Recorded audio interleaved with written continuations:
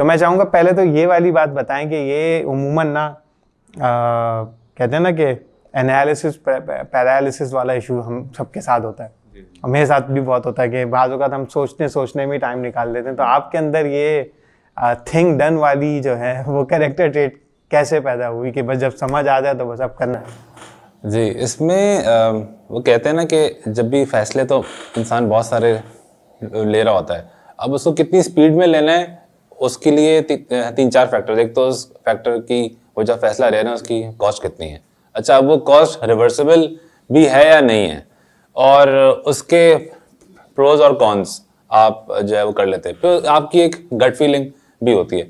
तो मेरा ये है कि जहाँ पर भी मैं 80% श्योर हो जाऊँ ना, तो वहाँ पे तो मैं एग्जीक्यूशन में बोलता हूँ कि अगले दिन हो जाए, यानी एक भी दिन मैं नहीं रुकता।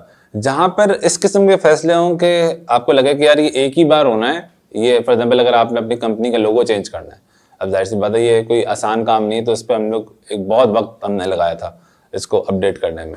इसी तरह अगर किसी प्रोडक्ट का नाम रखना है, अब आपको पता है कि ये आसान नहीं है, तो लेकिन ये कि once the strategy is done, तो फिर तो मेरे ख्याल में हर एक को जो है वो यानी रेस देनी चाहिए और थ्रॉटल पे रखना चाहिए पैर अपने। माशाल्लाह, ज़बरदस्त। अच्छा, मैंने अपने उस्ताद से सुना था कि आप सल्लल्लाहु अलैहि वसल्लम की भी ये सुन्नत थी कि जब उनको समझ आ जाती थी कोई बात, यानी जो फैसला हो जाता था, तो फिर एग्जीक्यूशन बहुत तेज़ होती थी। तो आप उसी सुन्नत पर अमल कर रहे हैं माशाल्लाह। और जैसे ताइफ का वाक़या भी है ना कि जब उनको समझ आ गया तो फिर उन्होंने फ़ौरन से जाके सरदारों को दावत दी, वो नहीं माने तो और लोगों को दावत दी, और फिर करते करते अल्लाह ताला ने मिना में मदीने के लोगों से मिलवा दिया।